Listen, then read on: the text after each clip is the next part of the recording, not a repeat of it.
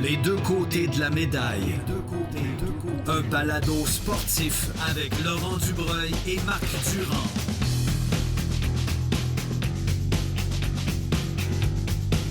Les deux côtés de la médaille avec Laurent Dubreuil et Marc Durand. Très heureux de vous savoir avec nous. Salut Laurent. Salut Marc, comment ça va? Ah ben ça va bien. Deuxième saison de ce balado qu'on a lancé en juillet l'an dernier, en plein Jeux olympiques. Et on se retrouve au 21e épisode avec, encore une fois, notre partenaire Chrono Aviation. Pour une deuxième année, on en est très fiers. Laurent, 21 épisodes quand même. Ben oui, petit chemin va loin. Hein? On a commencé ce petit projet-là ensemble. Puis on est très content d'avoir un groupe de personnes qui nous écoutent. Puis un bon partenaire comme Chrono Aviation. Puis longue vie à notre podcast, longue vie à notre partenariat. On a bien du plaisir ensemble. Oui, absolument. Merci Laurent. C'est toujours apprécié. Puis tu vois, j'échangeais avec Simon Drouin aujourd'hui. Oui. Puis d'ailleurs, c'était pas anodin parce que Simon, un journaliste de la presse qui suit beaucoup le sport, qui suit le sport olympique, sport de haut niveau. Puis il dit qu'il nous écoute religieusement. Ah bon? Alors, on va l'inviter. C'est ça, pas parce qu'il nous écoute, mais il est quand même bien branché. Oui, vraiment. Simon m'a toujours impressionné par... Il arrive prêt, là, il est au courant de ce qui s'est passé quand il te parle, puis il a fait ses recherches. Là, fait, en effet, ce serait un bon invité. On lui lance, on va y écrire. Ah, c'est fait. Alors, on va y écrire. C'est ça, mais effectivement, on trouvera un bon prétexte avec l'athlétisme et le vélo, évidemment, le Tour de France. Ce sont des sujets dont on va parler d'ailleurs aujourd'hui, parce qu'aujourd'hui, on parle d'athlétisme.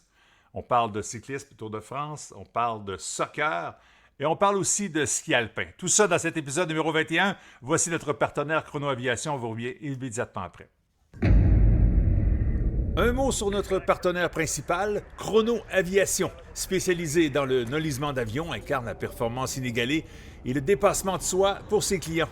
Rêver grand et viser haut, c'est ce qu'ont fait Vincent et Danny Gagnon en 2012 en démarrant leur entreprise avec un seul avion à Québec. Aujourd'hui, de Québec à Saint-Hubert, 300 employés opèrent une quinzaine d'appareils dont le tout dernier peut transporter plus de 180 passagers. Mais au-delà des chiffres, Chrono Aviation, c'est une histoire de passion, de dévouement et de persévérance. Comme quoi, la rigueur, en affaires comme dans le sport, c'est gagnant. D'ailleurs, plusieurs équipes sportives choisissent de voler sur ses ailes pour sa sécurité, son confort et sa flexibilité.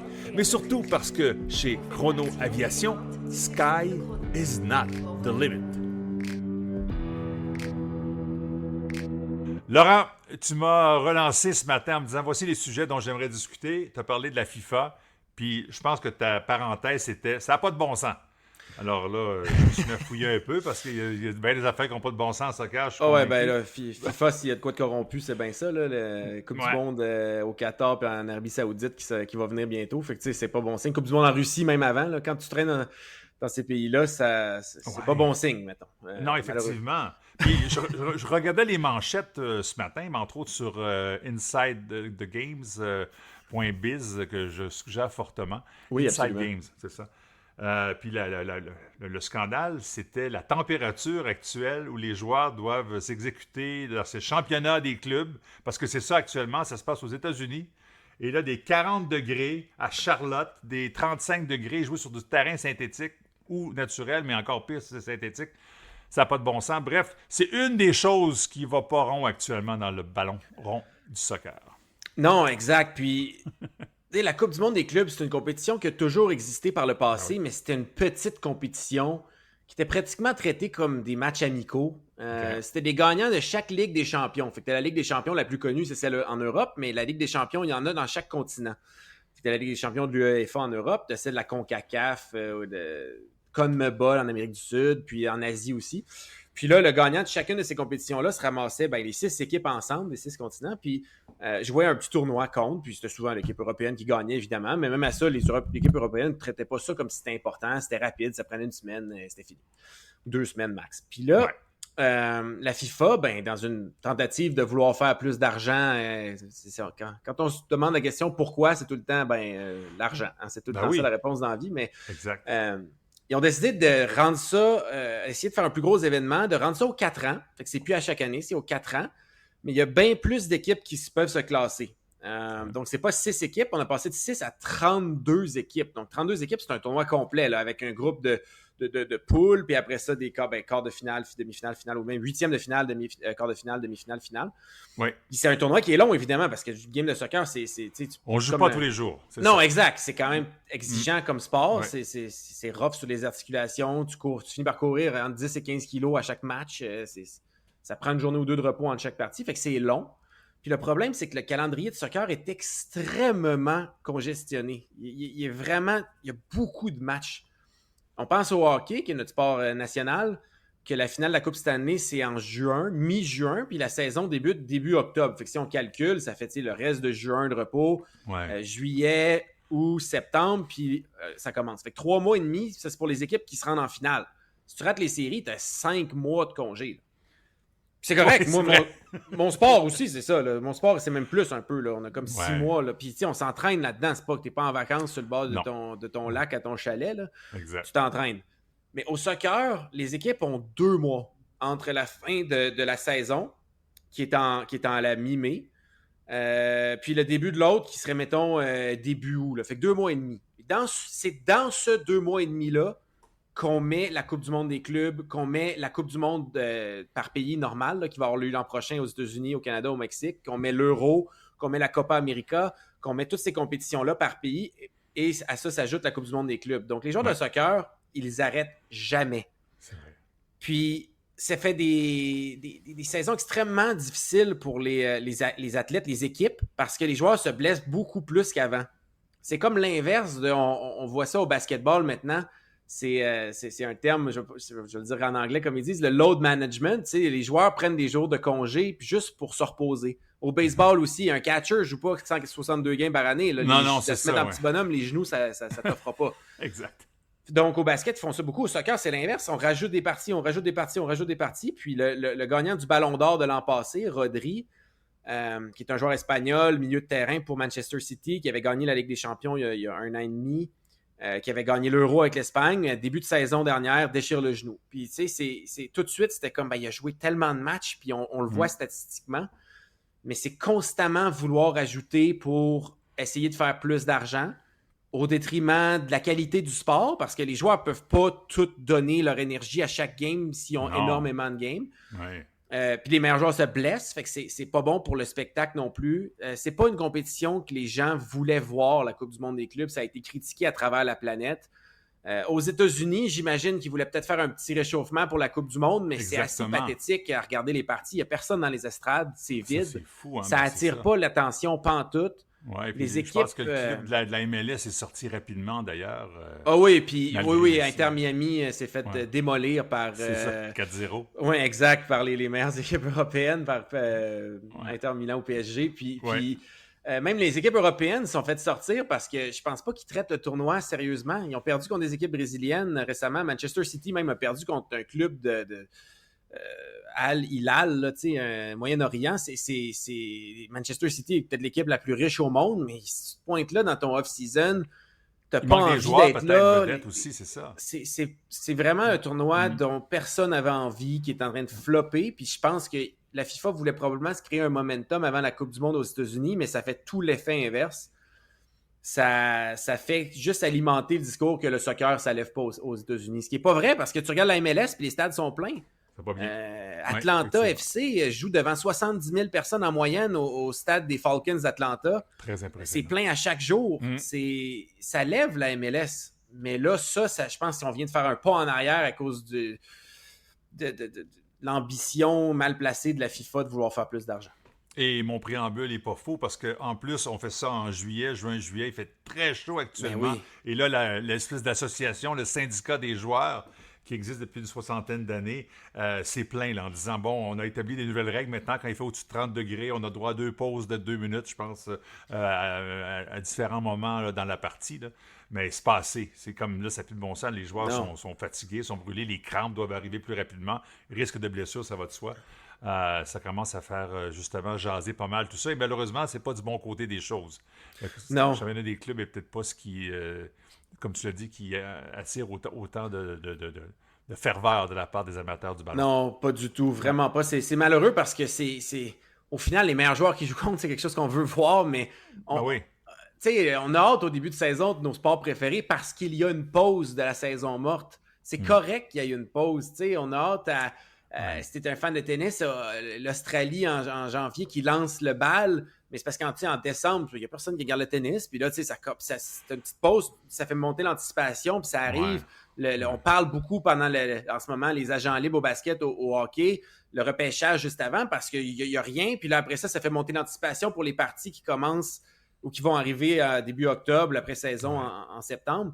Mais si tu n'as pas de pause, à un moment donné, je pense que tu peux être saturé. Puis moi, j'aime beaucoup ça, le soccer, mais honnêtement, j'ai pas regardé une partie. Je suis complètement saturé. J'ai pas envie de voir ça. J'ai hâte que la vraie saison recommence, mais c'est un tournoi dont on aurait pu se passer. J'ai hâte à la Coupe du Monde l'an prochain, évidemment. J'ai regardé la finale de la Ligue des Champions il y a un mois. Ça recommence déjà. Donnez-nous un break. Voyons donc, donnez-nous un petit break. Mais c'est pas le seul sport. Tu as évoqué le tennis tantôt, mais ça aussi, les joueuses et les joueurs actuellement se plaignent parce que leur saison se déroule sur 11 mois. Ça n'a pas de 11 sens. mois, c'est trop, là, à un moment donné. C'est beaucoup trop de matchs, puis ils ont des obligations avec les partenaires aussi, les commanditaires, avec les grands tournois qu'ils ne peuvent pas rater parce que le classement est important si tu veux être dans le tableau principal. Alors vraiment, c'est pas humain. On dirait que c'est pas humain. Non, puis toujours plus d'argent. Je comprends que le sport dégage plus d'argent s'il y a 11 mois de compétition, mais est-ce qu'on a vraiment besoin de cet argent-là? On a-tu besoin de ça comme spectateur, comme fan du sport? C'est-tu pour perdre des partisans versus d'autres sports qui pourraient prendre plus de place à ce moment-là? Le sport le plus gros sport au monde, c'est le soccer, mais la ligue qui dégage le plus d'argent, c'est la NFL. C'est plus que la ligue anglaise, parce que le soccer est divisé dans toutes les ligues de pays. La NFL, c'est énorme. La NFL, ça dure pas toute l'année. Ça dure 4 mois, puis c'est fini. Tu as tellement raison. Puis ça fait bâtir, ça te build une anticipation. Puis moi, j'ai hâte à la première partie de mes Patriots, même s'ils risquent de se faire démolir. Puis c'est dans plusieurs mois encore. Ma fille me le demande, papa, c'est quand que le football commence? On écoute ça ensemble. Mais c'est correct, cette anticipation-là dans la vie. C'est correct. On n'a pas besoin d'avoir des games 12 mois par année. C'est pas humain. C'est pas désirable pour le sport. Au final, le niveau de jeu descend parce que les joueurs n'ont pas le temps de s'entraîner, n'ont pas le temps de se préparer. Très, très juste. Laurent, est-ce que ça fait le tour de ton sujet dont tu dis ça n'a pas de bon sens? C'est bon? Ça n'a pas de bon sens. On n'a pas parlé de ton entraînement, je pense, parce qu'on commence toujours avec ça habituellement. Oui, tu as raison. C'est ma faute. En fait, je t'ai lancé sur le soccer, mais on en profite parce que tu es toujours actif. Là, pour les gens qui ne le savaient pas, Laurent Dubreuil, c'est un athlète olympique en patinage de vitesse. Les Jeux s'en viennent. Là, c'est le off-season, on en parlait. Dans votre cas, ça veut dire beaucoup d'entraînement, j'imagine? Exact. Puis nous, en patin, comme je disais plus tôt, on a des mois de off-season dans lesquels on peut mieux se préparer. Fait qu'on va plus vite que s'il y avait 11 mois de compétition par année, comme les joueurs de soccer. Vu que la saison finit en mars, puis elle recommence en octobre, les sélections nationales, en novembre, les Coupes du Monde. Mais j'ai un bon 6 mois l'été où je peux m'entraîner, puis je m'entraîne bien plus fort l'été que pendant les courses. Me permet de m'entraîner parce que j'ai pas... en ce moment, je suis fatigué. J'ai eu un gros entraînement hier. Aujourd'hui, j'étais un petit peu plus fatigué, j'étais un peu moins performant. Mais si ça avait été une compétition, on s'entend que j'aurais pas fait mon gros entraînement hier. Mais si tu enchaînes les courses tout le temps, tu fais jamais de gros entraînements, ton niveau est moins bon. Fait que, l'été, on n'a pas de course. On se concentre là-dessus. On est extrêmement concentré sur, justement, donner le plus possible à l'entraînement, récupérer, se réentraîner fort, récupérer, puis arriver prêt pour les courses. Puis ça va très, très bien cette année, honnêtement. J'ai eu ma meilleure série de squats à vie hier. Mon meilleur saut vertical, c'était il y a un petit peu moins d'un mois. OK. Donc, même si je vais avoir 33... c'est ça. Je vais avoir 33 dans 3 semaines, mais dans mon sport, c'est vieux. En sprint, c'est très vieux. Peu importe le sport, en fait, mais je suis encore en train de repousser les limites de mon corps. Il en reste un petit peu à aller chercher, j'imagine, mais ça va au mieux que ça n'a jamais été. Est-ce que plus fort et plus puissant sera nécessairement signe de plus rapide? J'espère. C'est ça qu'on veut, évidemment, mais y a-t-il des choses qui font qu'à 33 ans, ça va moins vite, ça va moins bien, je sais pas. Mais tu sais, si t'es plus fort, plus puissant, toutes choses étant égales, tu vas aller plus vite. Mais toutes choses étant égales, ton poids, ta technique, ton équipement, ton exécution, ton esprit, ton mental, ton approche mentale, fait que c'est difficile d'isoler tous ces facteurs-là, mais tu peux jamais être trop puissant. T'sais, si tu dis un patineur de vitesse au sprint, tu pousses 100 watts de plus, puis tout est pareil. Tu n'es pas plus lourd, tu patines pareil, tu vas aller plus vite. Donc, théoriquement, oui. mais après ça, il faut patiner bien, il faut exécuter, il faut performer sous pression. Tu as tous d'autres facteurs dans notre sport. Mais si c'était pas si important, on ne mettrait pas autant d'efforts et d'intensité dans la salle de muscu. Là. Évidemment. On sait que c'est important. Puis l'an passé, j'étais fort. J'étais à mon plus fort à vie. Là. J'étais un petit peu plus fort que l'an passé. Mais l'an passé, j'étais peut-être un peu moins quick. Je m'étais trop entraîné en force. Je me trouvais un petit peu lourd. Pas lourd sur mon poids, mais lourd comme lent de mouvement. Là. J'avais l'air lourd sur glace. OK. Donc là, cette année, oui, c'est le fun d'être plus fort, mais on travaille beaucoup ma rapidité de mouvement, mon explosivité, ma fluidité de mouvement pour être capable de transposer cette force-là puis de ne pas avoir l'air... Tu veux pas avoir l'air d'un bœuf sur glace, tu veux avoir l'air... tu veux que ça ait l'air facile. Oui, exact. Oui, c'est bon d'être plus fort, mais pas au détriment de ta souplesse, fluidité sur l'âme. T'es mieux d'avoir l'air de McDavid que de Draisaitl, mettons. Mettons, c'est lequel le plus vite des deux? C'est lequel, je sais pas. C'est probablement McDavid. C'est probablement. Mais tu sais, c'est quasiment les deux meilleurs joueurs au monde, pratiquement, là, avec McKinnon ou un autre. Là. Mais tu sais, ce qu'ils font, ça fonctionne pour eux. Mais c'est ça. Tu veux une certaine souplesse. C'est pas nécessairement le plus gros, le plus bœuf, le meilleur au squat qui gagne. Pas du tout, en fait. Mais toutes choses étant égales, c'est mieux d'être fort. Et vous serez peut-être co-chambreur, qui sait?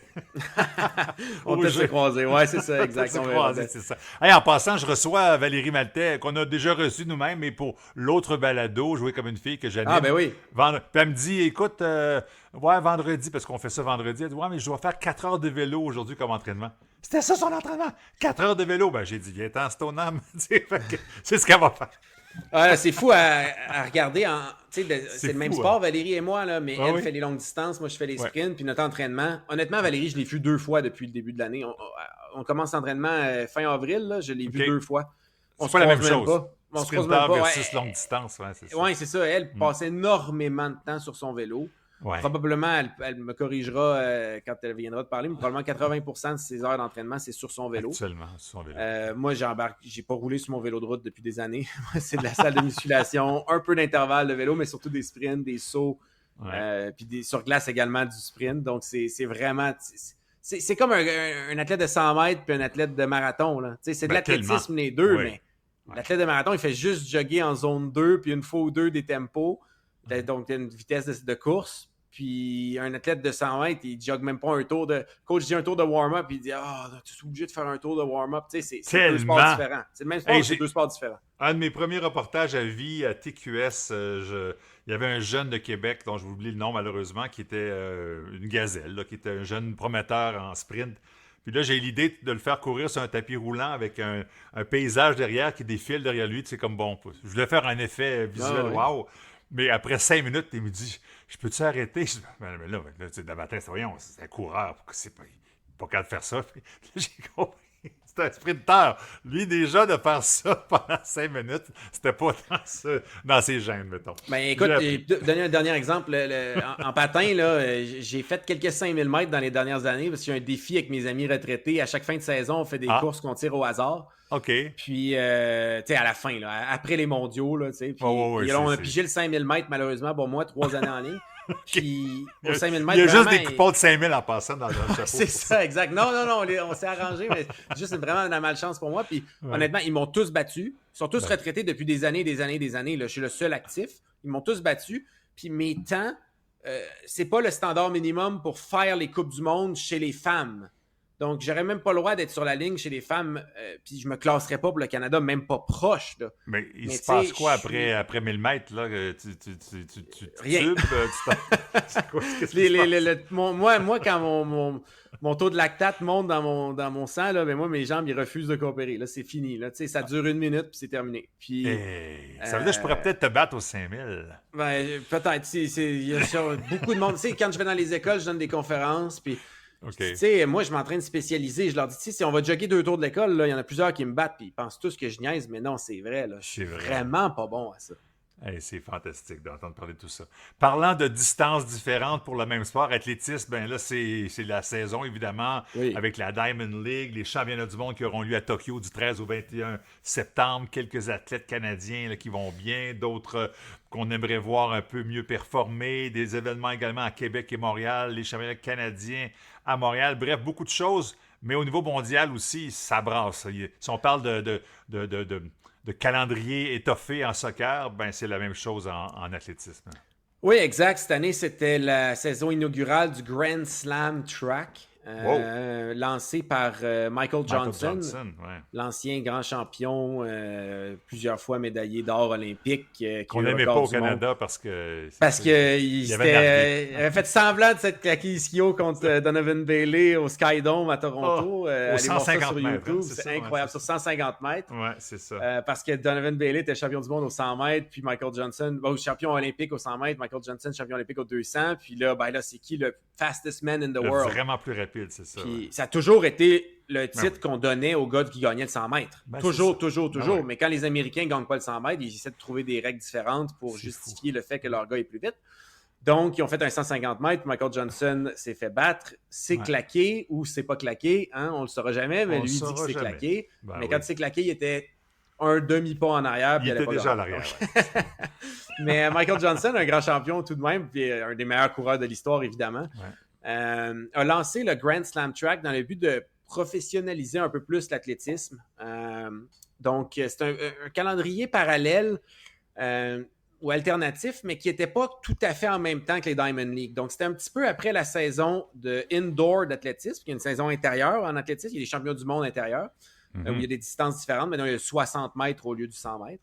Puis tout de suite après ça, il y a comme un Diamond League en mars, là, souvent, là, à Doha, mais il y a comme un petit trou. Puis après ça, les Diamond League commencent réellement au début de l'été, ou fin du printemps. Mais là, il a mis le Grand Slam Track à ce moment-là, là, en avril à peu près. Là. C'était avril à mai environ. Puis, pour attirer les meilleurs athlètes, premièrement, il a son charisme. Il est analyste à BBC pour Sports pour les Olympiques. On le voit tout le temps. Tout le temps, puis c'est un des meilleurs coureurs de l'histoire. Donc, il attire les gens, évidemment. Mais il y a également eu beaucoup de prize money en jeu. Donc, si tu gagnais une épreuve, tu gagnais 100 000 US. Puis, c'était jusqu'au 8e, il gagnait 10 000. Quand même. 10 000 au 8e, là, moi, je le prendrais en patin de vitesse. On va se dire tout de suite. Je suis conscient c'est ça, hein? Notre gagnant même fait bien 1000. moins que ça. Mais... Oui, c'est ça, exact. Le gagnant, nous autres, fait 1500 dans une Coupe du Monde. Fait que, on s'entend que l'athlétisme, c'est un sport bien plus gros. Je fais des blagues, là. C'est normal qu'il y ait plus d'argent. Mais ça, c'est beaucoup plus que dans un Diamond League. Dans un Diamond League, c'est quand tu gagnes le général, le classement général de l'année que tu t'approches de ces montants-là. C'est ça. Puis c'est un record du monde, je pense qu'il y a un montant appréciable aussi. Oui, exact. Ça, c'était vraiment là, comme à chaque étape, puis il y avait plusieurs étapes. Tu sais, le gagnant gagnait 100 000. Le gagnant pouvait gagner. Si tu gagnais tout, tu pouvais gagner 400 000 US de toute ta distance. Beaucoup des meilleurs au monde sont allés. Mettons, dans les sprints, c'est Kedney Bednarek, le médaillé d'argent des Jeux olympiques aux 200 mètres, qui a gagné. Marco Arop, le Canadien, a gagné à Philadelphie 800, lui. Distance de demi-fond court. Donc, c'est quand même des gros noms. Chez les femmes, Sydney McLaughlin Levrone, qui est la meilleure athlète en athlétisme, toutes distances confondues chez les femmes en ce moment, là, qui domine complètement le 400 mètres était là. Gabby Thomas, qui a gagné le 200 aux Olympiques, était là. Donc, c'est quand même des gros noms. Puis, le plus gros nom, peut-être d'entre tous, en ce moment, Noah Lyles, était absent. Lui, il disait que c'est pas assez d'argent, si tu me veux, tu me payes, puis faisait son attitude. Noah Lyles qui est genre, très... tu me payes d'avance, peu importe combien je finis. Oui, exact. Noah Lyles disait, ils ont plus besoin de moi moi que moi, j'ai besoin d'eux autres. Ah ouais, ça, c'est très américain. Très américain, mais donc, ça a été... Est-ce que ça a été un succès? Le temps le dira. Est-ce que ça va avoir lieu? On le verra aussi. Mais ça a été quand même, ça a chamboulé un peu. Mais est-ce que c'est sanctionné par la Fédération internationale, ce que tu me parles? Est-ce que c'est sanctionné? C'est pas. Parce qu'on le voit des fois. Il y a eu, c'était pas interdit non plus, mais il y a eu un circuit parallèle en natation. Là, ça me rappelle ça. Là, oui. Il y a mémoire. comme une Ligue Pro, exact. Il y a eu, parce que la Ligue Pro, qui était une espèce de concept d'équipe, je me rappelle qu'il y avait une nageuse du Québec qui était là, dont j'oublie le nom parce qu'on en parle comme ça, là, puis ça m'arrive. Mais. Et tout ça pour dire que finalement, la première année, écoute, on promettait des bourses incroyables, ça a été distribué. La deuxième année, les filles et les gars attendent encore leur chèque. Là, c'est tombé mort complètement. Là. Ouais, c'est ça le risque. Il y a des tentatives comme ça qui se font, mais c'est pas toujours gagnant. Non, mais en tout cas, c'est ça. C'est pour ça que je dis qu'on verra si ça a été un succès dans si ça a lieu, si ça grossit à travers les années. Ouais. Mais là, en tout cas, c'est terminé, c'est derrière nous. Puis maintenant, on est dans la saison des sélections nationales des Diamond League. La Jamaïque qui vient de faire sa sélection nationale en fin de semaine passée. Canada, c'est le début août. Oui, exact. Puis ça, c'est des grosses compétitions parce que pour eux, on se rappelle, en athlétisme, comme dans d'autres sports, les championnats mondiaux, c'est aux 2 ans. Donc cette année, il y en a un, l'an prochain, il n'y en a pas. Ouais. Donc c'est gros, la sélection nationale. Jamaïque, Keshane Thompson, 9,75, plus vite 100 mètres pour un homme depuis 2014, depuis Justin Gatlin en 2014. Ben oui. On commence à s'approcher, là. Keshane Thompson, si tu fais 9,7 là, tu te dis, peut-être 9,6. 9,75 dans son pays pour les championnats nationaux. Oui, exact. Ça promet. À souligner également Shellyanne Fraser-Price, 38 ans, la plus grande sprinteuse de l'histoire, qui s'est classée encore une fois 3e à leur sélection. Fait que, tu sais, je disais que j'étais vieux dans mon sport, mais il y en a qui sont plus vieux et plus exceptionnels encore. Mais... Puis, évidemment, si on parle d'athlétisme, il faut mentionner également Armand Duplantis qui a refait, qui bat ses records du monde à la perche à toutes les fois qu'il compétitionne. Il a fait son 12e record du monde il y a quelques semaines de cela. Ben, ce serait à vérifier, Laurent, mais je sais que les sauteurs faisaient ça. Hein. Ils savaient qu'ils pouvaient aller plus haut, mais ils vont juste le battre parce qu'à chaque fois, il y a une bourse qui vient avec ça. Exact. Duplantis qui a un contrat avec un certain commanditaire, je pense, ou c'est avec la fédération, 100 000 US par record du monde. Donc, tu fait qu'à toutes les fois qu'il se présente, ben, il met la barre, mettons, il regarde les autres sauter, il met la barre 1 cm plus haut que l'autre qui mène. Ouais, il s'assure de gagner, puis là, il met la barre 1 cm plus haut que son ancien record du monde, puis là, il l'a ou il l'a pas, puis là, 2 semaines après, il réessaye la même chose. Ce qui va être intéressant, c'est lorsqu'il prendra la décision de se retirer, peut-être en pleine santé, là, il pourra peut-être essayer quelque chose comme il sera pas battu mon record du monde, ça va prendre du temps, je vais lui mettre la barre tellement haut. Peut-être qu'à un moment donné, oui, il pourrait faire ça, parce que c'est un risque, parce que sinon, tu sais, évidemment, si tu fais ça à 1 cm de la fois, ton dernier record du monde, c'est pas ton pic de carrière, tu étais probablement meilleur 2-3 ans avant. Exact. Fait qu'à un moment donné, il va peut-être dire, tu sais, en effet, là, je le crains, puis garde une couple de 100 000 de moins, mais mon record, il va toffer 50 ans. C'est Bolt, il doit être content d'avoir fait son fameux temps de 9, c'est quoi, 9,56? 58 à Berlin, oui. C'est ça, alors il l'a pas répété 2 fois ce temps-là, mais c'est encore le record du monde. Oui, puis personne passe proche, là, tu sais. Thompson le plus vite depuis 11 ans, puis il est encore à presque 2 dixièmes. C'est un monde de 2 dixièmes sur un 100 mètres. Rapidement, Audrey Leduc, connaît une saison, ça va. On s'attendait peut-être pas à plus non plus. Puis, je ne suis pas son entraîneur, je n'ai pas fait de préparation, tout ça, mais elle est présentement 29e au monde aux 100 mètres. Elle a fait des 11,07 au 200 mètres, 22,80. Donc, ça la place même pas dans le top 50 mondial actuellement. Alors, voilà pour Audrey. Simone Plourde va bien aux 5000 mètres, 1500 mètres aussi. Vraiment, c'est record personnel cette année. Alors, c'est bien pour elle. Marie-Frédérique Poulain, 65e au monde actuellement, 400 mètres. C'est pas évident quand même. 400 mètres haies, c'est bien ça, 400 mètres haies. Florence Caron de la Malbaie, ça c'est cute parce que la fille a joué, elle était cheerleader. Il y a eu un bon article de Simon Drouin d'ailleurs dans la presse la semaine passée. Puis c'est une fille de cheerleading qui a décidé d'essayer l'athlétisme. Elle a fait le rougeur, puis maintenant dans une université américaine. Et elle va très, très bien. Des records également aux 5000 mètres, 15-25 pour elle. Donc, elle est encore loin des meilleurs au monde, mais c'est une belle progression pour une athlète du Québec. Marie-Héloïse Leclerc, qu'on voit avec tout le temps avec Audrey Leduc aux 4x100 mètres, ben, ça va bien également pour elle. Elle a obtenu un meilleur temps de 11,27 le 22 juin, donc ça vient tout juste de se produire aux 100 mètres. Je ne vais pas de mémoire parce que ça, c'est des chiffres, puis ça, c'est toi l'expert des chiffres, mais je les ai écrits quand même. Non, c'est bon. Jean-Simon Degagné, qui va toujours bien, déjà qualifié pour le 3000 mètres steeplechase, 26e actuellement au monde, donc ça va très bien pour lui. Il est incroyable, ce gars-là. Charles-Philibert Thibouteau, annoncé comme sa dernière saison, mais il bat encore des propres records. En février, il a battu son record du 5000 mètres avec 13-10-71. Et il a quand même 34 ans. Oui, il y a un an de plus vieux que moi, un an et quelques. Lui, il est vieux. En son sport, pas si vieux, parce qu'en athlétisme, Kipchoge gagnait les marathons à 38 ans. Là, fait que, il pourrait s'allonger un peu, puis avoir quelques années de plus, mais à un moment donné, est-ce que ça te tente ou ça te tente pas? C'est ça la question.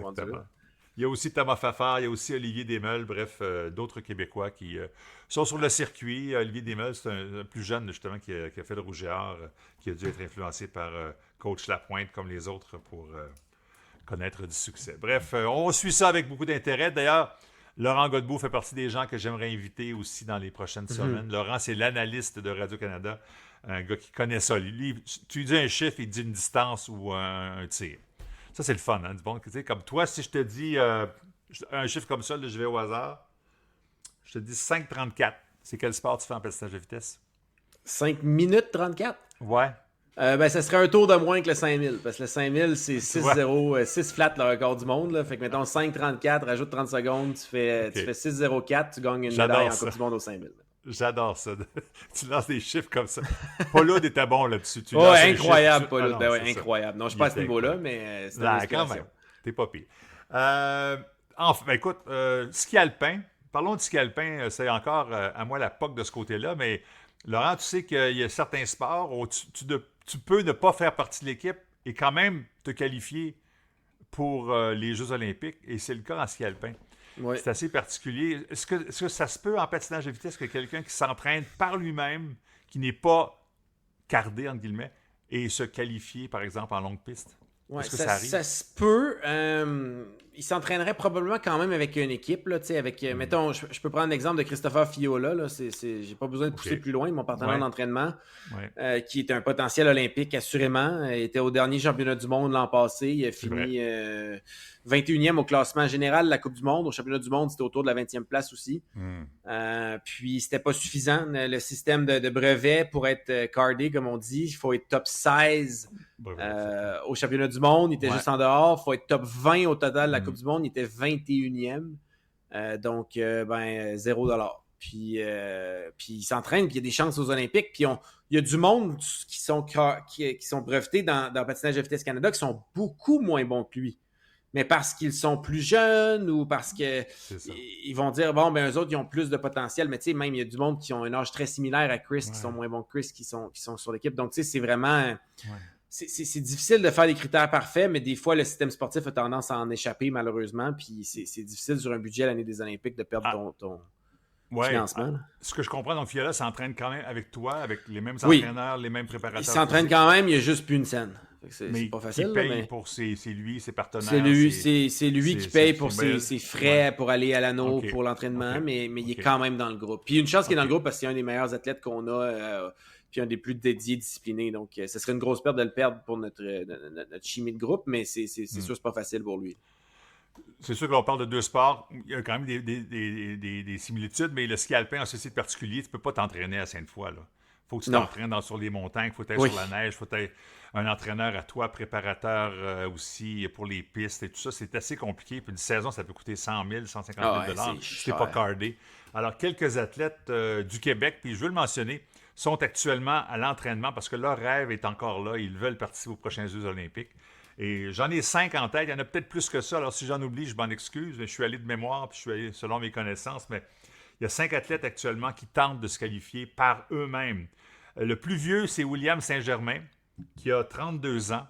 Le frère de Laurent Saint-Germain. Il avait pris comme sa retraite étant ingénieur. Puis là, il est revenu à la compétition l'an passé, blessé avant la première Coupe du monde où il aurait pu, parce qu'il a quand même fait des Coupes d'Europe. Il s'entraîne avec Global Racing, qui est un club privé, justement, de skieurs qui vont aider les skieurs à obtenir des départs comme ça en Coupe du monde. Il a obtenu son premier départ et sa seule participation en Coupe du monde l'an passé. Meilleur Canadien, seul Canadien aussi de l'épreuve, tu vas me dire, mais quand même. Et puis, lui, il tente de se qualifier pour les prochains Jeux. Étienne Mazelier de Stoneham, 24 ans, 6e au Canada selon le classement, n'est pas dans l'équipe nationale. Il a lancé un club avec Simon Fournier qui s'appelle Ski Boréal. Il tente d'amasser, je n'ai pas le chiffre en tête, mais je pense que c'est 300 000 $ pour les deux parce qu'ils ont un entraîneur privé. Ils sont actuellement en Europe.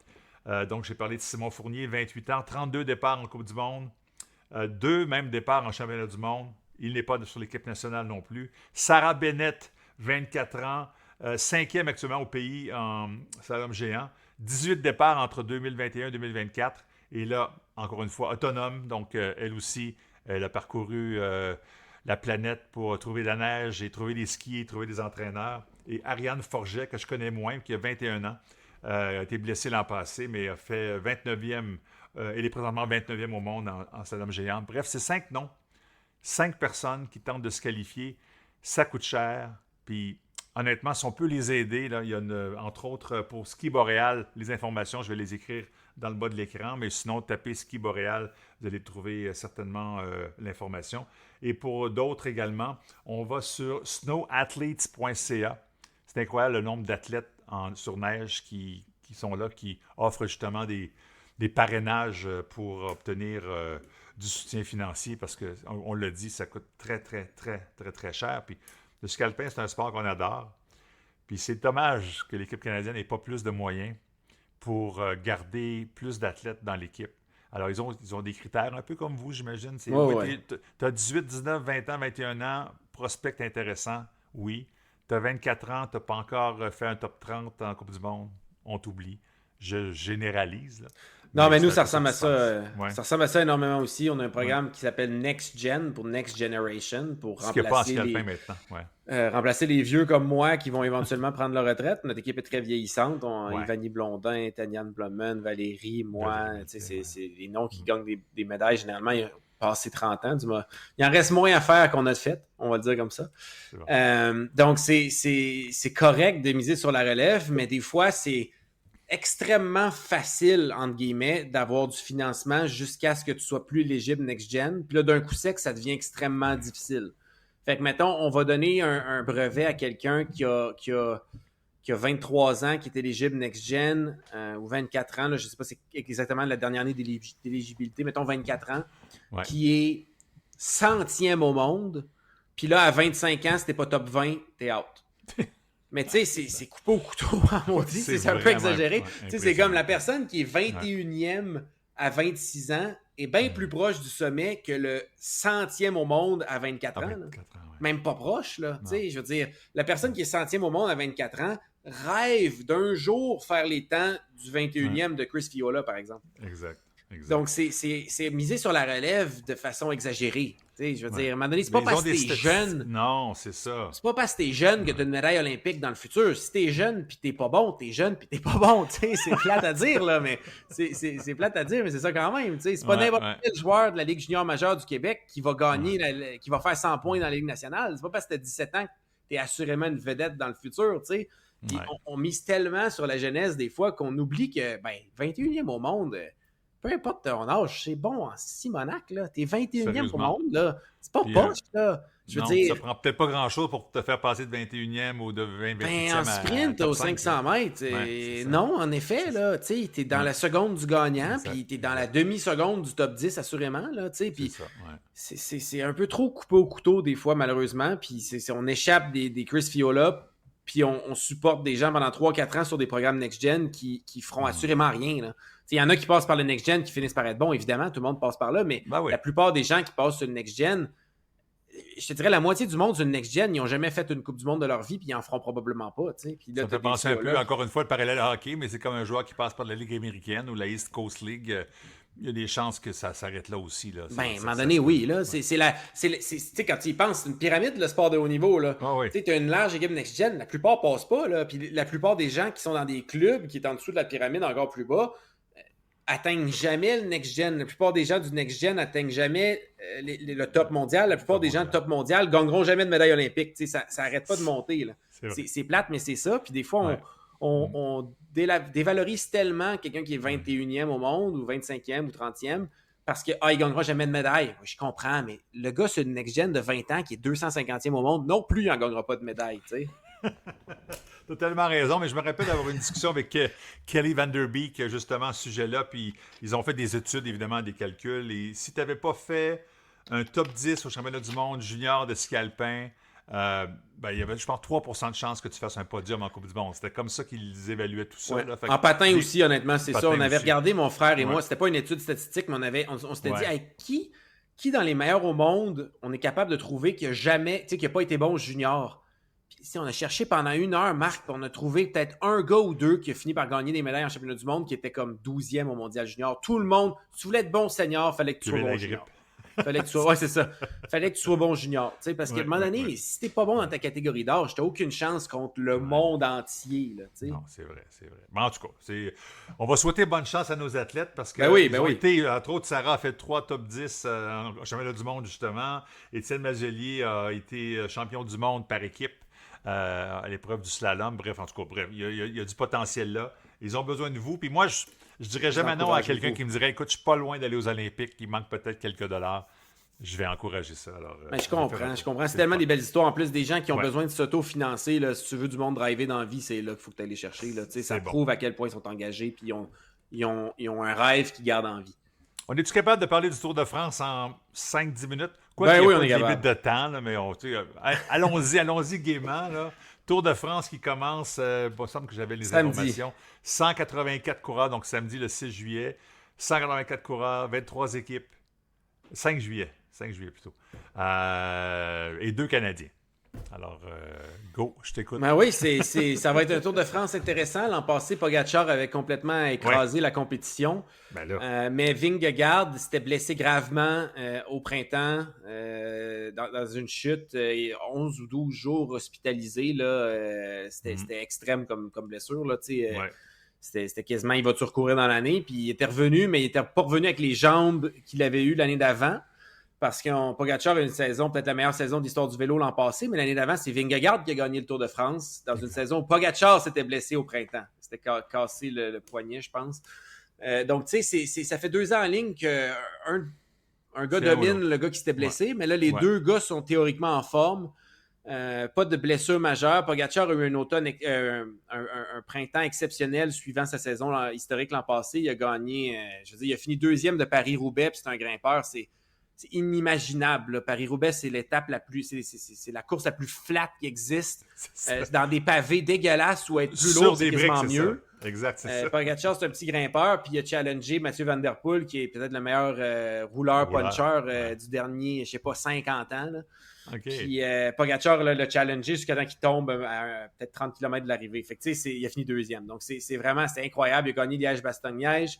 Puis, dans un preview du Tour de France, il y a 2 semaines de ça, Pogačar, Vingegaard, non, c'était le critérium du Dauphiné en France aussi, okay. Donc sur certaines des mêmes routes. Okay. Là, c'est souvent la petite course par étape, c'est 7 jours à peu près, qui est choisie par plusieurs des prétendants au Tour parce que ça simule une première semaine du Tour de France ou un Tour de France dans une semaine. Il y a des étapes de montagne, il y avait un contre-la-montre individuel, des étapes de flat.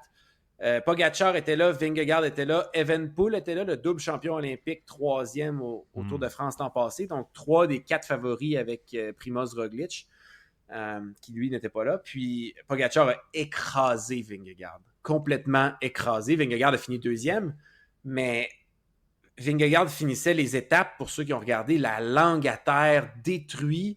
30 secondes en arrière de Pogačar dans une côte qui, lui, faisait quasiment salut à la foule. C'était vraiment... C'était-tu vrai, là? C'est dur à dire parce qu'on ne sait jamais leur préparation. C'est ça. Mais, tu sais, dans le sens que peut-être que Vingegaard était très fatigué à l'aube des Jeux, ça se peut. Tu peux, en 2 semaines, des athlètes de longue distance d'aérobie, leur taper, leur période de repos proche d'une compétition est très courte. Donc, tu peux être très fatigué 2 semaines avant puis être top shape 2 semaines après. Ça se peut. En sprint, oui, là, théoriquement, ça se peut. Moi, ça prend plus de temps à me reposer que ça, mais en aérobie, ils vont faire des camps en altitude juste avant. Un camp en altitude, ça fatigue. Puis là, après cette épreuve-là, tout le monde est en altitude, même si ça te fatigue. Parce que tu récupères... ils n'ont pas besoin d'énormément de repos. Mais en même temps, Pogačar aussi, il devait être en train de s'entraîner fort. Là. Il n'y a pas juste Vingegaard qui sait que tu peux... Il faut que tu t'entraînes fort 2 semaines avant. Pogačar aussi. Donc, ça va prendre... Puis Pogačar qui était le favori, évidemment, avant, et encore plus favori à voir ce qui s'est passé. Puis, évidemment, le Tour de France, tout peut arriver. Hein, tu peux tomber la première journée, te casser la clavicule, puis c'est fini. Là, je veux dire, c'est pas parce que t'es le favori que tu vas gagner. Il y a tellement d'imprévus qui peuvent arriver. Tu roules dans un peloton de 180 quelques cyclistes à 50 km/h avec des crevasses dans la route, des vents de côté. Les pas- spectateurs cordés comme ça, Les avec des spectateurs affiches. juste à côté, la madame vont avec sa rentrer sacoche qui pend Ouais, par-dessus c'est la rampe, puis ça pogne dans la roue. Puis on Moi, l'a c'est vu ça qui plein de m'énerve fois, le plus là-dedans. ça n'a pas de Ça a sens. pas- C'était ça dans a les pas de sens. montagnes, les images qu'il y a dans les montagnes, Ah quand il n'y a ouais. plus de barrière, le monde avec leur feu d'artifice, leur flair, là, Ah ouais, comme si c'est t'es perdu en forêt, là, direct à côté des coureurs. Puis Ben, au moins, quand c'est une montée, ils vont pas vite. Là. ils vont pas vite. Ils vont Mais moins quand ils vite, descendent, là. Ah non, ouais, ça n'a c'est pas de sens ça. à 100 km/h. Fait que ça va être un bon spectacle. Oui, Je toujours pense un le beau Tour de spectacle. France qui est toujours. Ben oui. Je veux dire, moi, quand j'étais jeune, ça passait à Évasion dans le temps, c'était sur le câble à la télé. Avec Bertrand Puis, et Richard Garneau. Exactement. ouais, Puis. Louis Bertrand. Au début, je ne savais pas vraiment les cyclistes, puis ma mère a dit on la regarde juste pour les châteaux et le paysage. Oui, C'est c'est incroyable, les paysages. Il n'y a pas une meilleure pub pour le Pour la tourisme France. en France Ben non. que le Tour de France. Ouais. C'est 21 jours en 3 semaines, en 23 jours, il y a deux journées Ouais. de congé. 21 jours de paysages incroyables avec la plus belle météo généralement qu'il y a en juillet. Ils passent à travers le Louvre sur la dernière journée, qui finissent sur les Champs-Élysées. Ils passent sur les aqueducs romains, ils vont dans des montagnes, 2500 mètres d'altitude dans les Alpes. C'est incroyable. Puis, même si je déteste faire du vélo, je suis un grand fan de regarder ça à chaque année, puis j'ai très hâte. Effectivement. Puis moi, je ferme les yeux, je me dis, non, il n'y a pas de dopage. Non, il n'y a pas Ouais, de non, dopage. ça, c'est une autre affaire. Je voulais être positif et j'en ai pas parlé. Oui, mais mais bon. c'est ça. Moi, je suis comme ça aussi. Je me dis, regarde, qui je suis, moi, là? Moi, je veux voir un beau show, puis bon, tant C'est mieux. ça. Puis j'aimerais être cycliste. Moi, j'aimerais à ce mieux qu'il niveau-là. roule 2 km/h moins vite, puis tout le Ben, monde est clean, mais qu'est-ce que tu veux, c'est un peu exactement. utopique rendu là. Mais Ce serait plus. en tout cas, ouais, peut-être qu'on est naïf, là, peut-être c'est hypocrite, soyons là, mais naïfs, en tout soyons cas, j'aime ça regarder ça, puis je regarderai pas les Enhanced Games. Fait que, tu sais, il y a une marge, là, tu sais. Il y a Absolument. sûrement du monde clean dans le peloton, puis c'est Ouais. probablement pas ceux qui gagnent, malheureusement, mais malgré tout, comme je disais, c'est vraiment le fun à regarder. Ben oui, J'encourage les gens à embarquer parce que c'est un On beau a une équipe sport, c'est canadienne, excitant. Laurent, aussi. En plus, Même si elle va pas briser des records. Là, mais non, on le sait. Israël, on sait c'est qui premier les favoris, là. Premier Tech, là, une compagnie de Rivière-du-Loup qui Exact. encourage. Et puis, naturellement, Michael Woods qui est là, qu'on connaît bien. Très bon, Michael Woods. Il a gagné une très étape bon. en montagne Exactement. l'an passé, je pense. Là, c'est Oui. un des bons grimpeurs au monde. Il n'y a peut-être pas de prétention au classement général, mais pourrait Peut-être très pour des bien, étapes. Ouais. pourrait très bien gagner une étape en échappée dans une côte. Là, ça se peut très bien.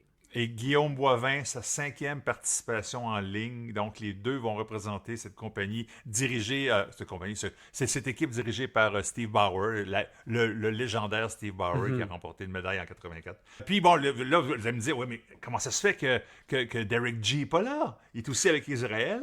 Et puis, pourquoi notre gars de Sainte-Perpétue, là, voyons, comment ça s'appelle donc?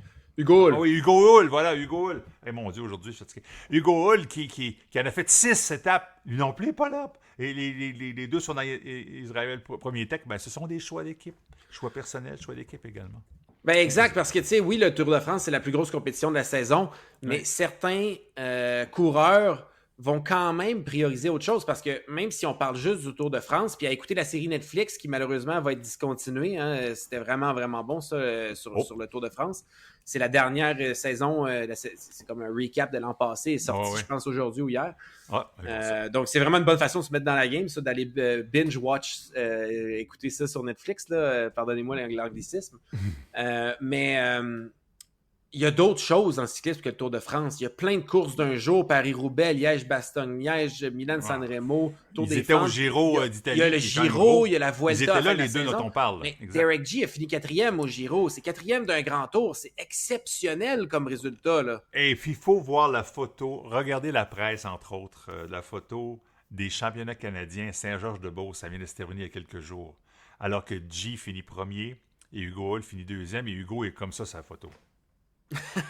Ça parle, mais c'est parce que dans le texte de Simon Drouin, dont on parle sans arrêt, il y a un mois, Hugo a été fantastique pour que Derek G termine 4e au Giro d'Italie, et il finit son texte en disant « Voyons voir si la monnaie sera rendue à Hugo lors des championnats canadiens. » Ben, ils ont fini 1 et 2. C'est comme s'il ne l'a pas laissé passer devant. J'imagine que c'est de bonne loi, là, mais on dit des fois rendre la monnaie de sa pièce à quelqu'un qui nous a aidés pour gagner. Hugo, il ne voulait pas une victoire facile, là, puis il ne voulait pas se la faire donner, mais il n'est pas content de faire Ah non, c'est comme un sport. C'est un sport individuel, mais c'est un sport d'équipe. Au final, Oui, c'est un individu qui gagne, ça prend une équipe entière. Tu sais, les équipes au Tour de France, c'est 8 ou 9 coureurs. Là. 8. C'est ça, exact. Puis tu sais, c'est Pogačar, c'est le favori, c'est le meneur, mais il est appuyé par des gars qui ont gagné des grands tours aussi. Puis c'est niaiseux, mais tu sais, Pogačar, quand il a soif, c'est un autre gars qui va chercher sa gourde en arrière, mais pour éviter à Pogačar d'aller sortir du peloton, de risquer de tomber, d'avoir à pousser plus de watts pour remonter. Fait que tu sais, il y a une dynamique d'équipe comme ça. On parle de domestiques, de super domestiques quand ils sont meilleurs.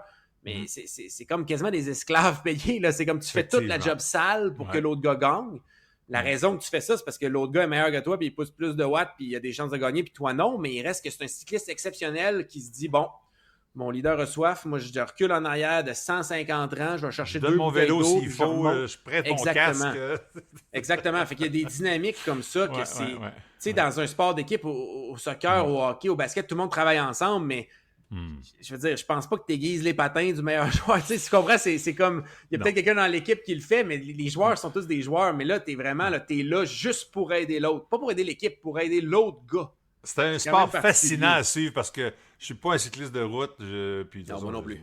Mais comprendre les stratégies, écouter les explications, pourquoi quelqu'un part en sprint au début de la course, puis finalement, tu te rends compte qu'il sera plus dans le coup dans 100 km. On le suit même pas parce que on voit ça aux Jeux Olympiques, entre autres. Là. Fois, je me demande si c'est pas pour que les commanditaires voient le nom. Il y en a beaucoup de ça, oui, exact. Une échappée de début de journée pour que les commanditaires passent à la télé dans les petites équipes, là, ça arrive. Ça se peut, hein, c'est ça. Oui. Bon, on comprend tout avec nous.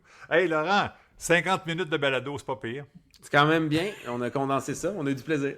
On a du stock, puis très, très prochainement, le prochain épisode, on sait déjà qui on aura comme invité. Peut-être nous en parler rapidement. Elisabeth Hoskins, qui sera avec nous pour parler de CanFun, c'est bien ça? Exact. On va parler un peu de financement d'athlètes. On en a jasé un peu aujourd'hui, mais financement d'athlètes sur les équipes nationales. Okay. Montrer un peu la réalité des choses. C'est moins rose pour la 97% des athlètes que vous suivez, que vous regardez aux Olympiques. C'est pas mal moins rose que ce que vous pensez. Ouais. Pour chaque athlète qui a quelques millions dans son compte de banque, il y en a 50 qui ont paycheck to paycheck, pas une scène, puis comment je vais faire payer mon loyer avec mes 3 colocs. Là, ça n'a pas de bon sens. Évidemment, on fait ce qu'on peut, on fait toujours de notre mieux, nous, mais c'est pas toujours facile. Puis il y a des organismes qui nous viennent en aide parfois, des organismes souvent totalement privés comme CanFun, qui récemment a octroyé une bourse à Elisabeth et à moi et à d'autres athlètes qui supportent beaucoup, beaucoup de gens qui ont amassé quasiment 40 millions depuis leur création il y a une 25 ans environ, 30 ans, 25 ans. Ouais, j'ai hâte d'en apprendre plus. Je connaissais le nom. Je pense que j'ai même assisté à une rencontre à un moment donné comme journaliste, mais je vais en apprendre, c'est certain. Ça va être oui, fait qu'on va en parler un peu, les faire connaître parce que c'est un organisme qui supporte tous vos Olympiens préférés, tous les médailles olympiques que vous avez vues du Canada, puis ça en prend parce que c'est le système public qui nous aide à ses limites, puis le financement, il n'augmente pas à travers les années, mais l'inflation, oui, donc c'est pas toujours facile. Alors, prochain épisode numéro 22 avec Elisabeth Hoskins et bien sûr Laurent Dubreuil. Merci infiniment, Laurent. Très intéressant encore une fois. Merci à Chrono Aviation et merci de nous écouter et partager la bonne nouvelle. On est là pour une 2e saison et on est content de vous savoir avec nous en audio, bien sûr, et en vidéo partout. Bref, on est heureux de savoir qu'on ne parle pas dans le vide et puis je pense pas non plus. Salut Laurent, merci beaucoup. Salut Marc, à bientôt. Bye.